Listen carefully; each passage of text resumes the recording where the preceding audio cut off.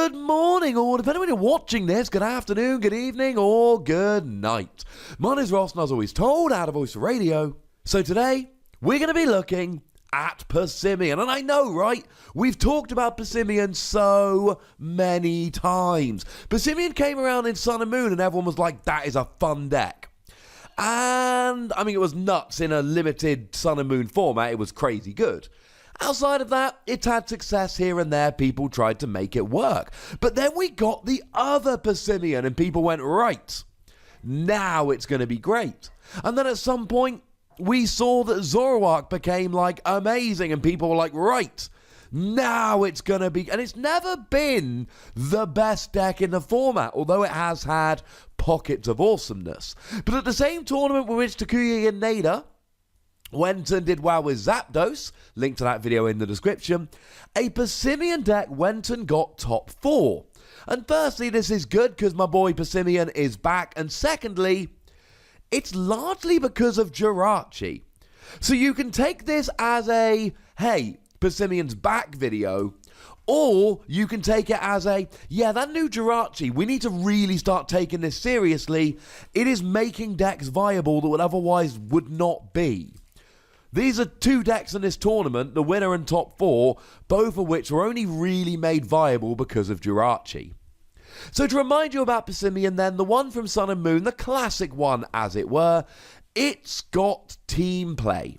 Double colourless energy, 10 damage, plus 30 more for each of your bench Passimian. Free Passimian on the bench, because that's the most you can do, 100 damage. Of course, we did use it with Mew from Fates Collide, so that you could have 4 Passimian on the bench and do 130, but Mew's rotated out, so that's a moot point.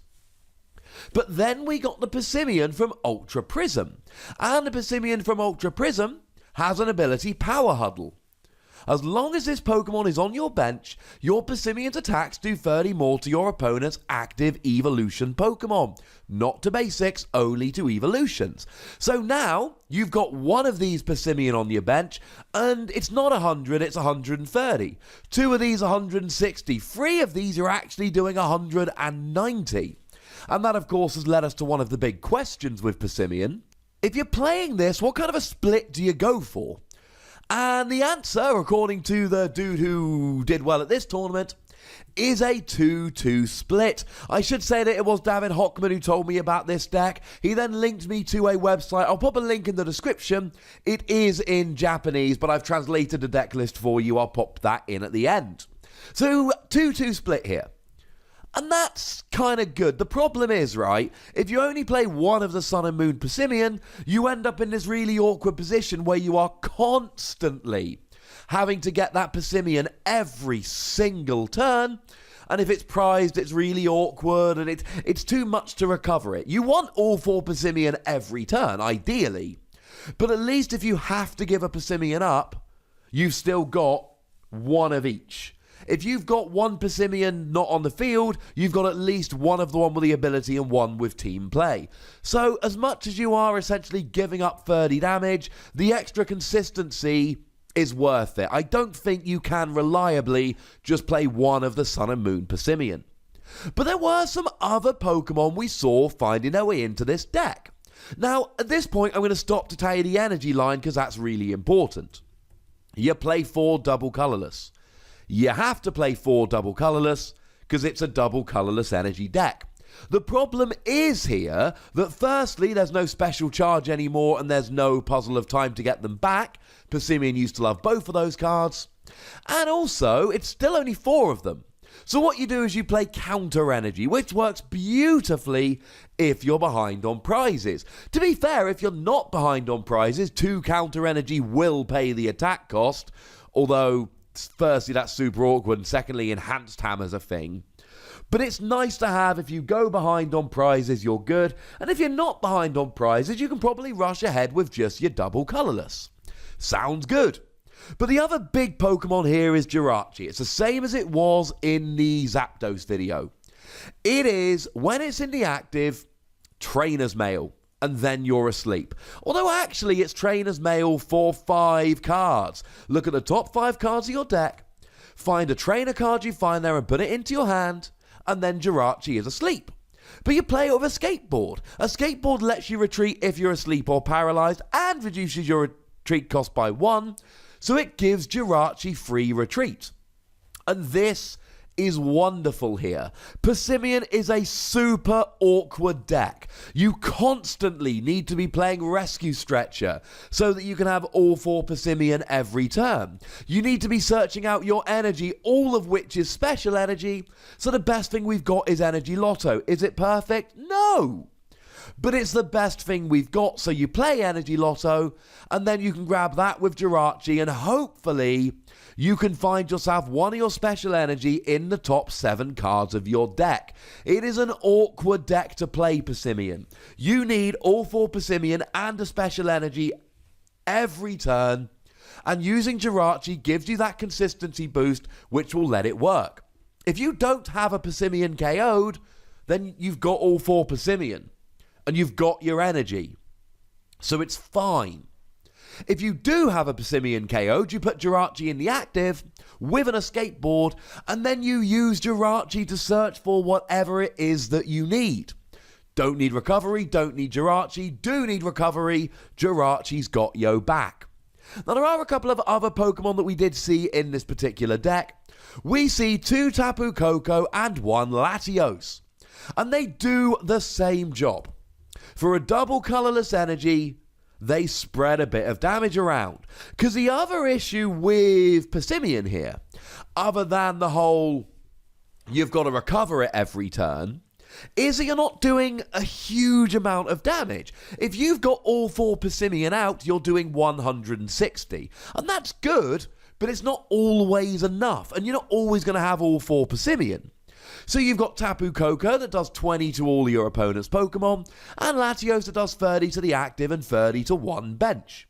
And then of course you are hitting Lightning Weakness with Tapu Koko and Psychic Weakness with Latios, and the Psychic Weakness especially is great because Buzzwole, both of them, are still everywhere.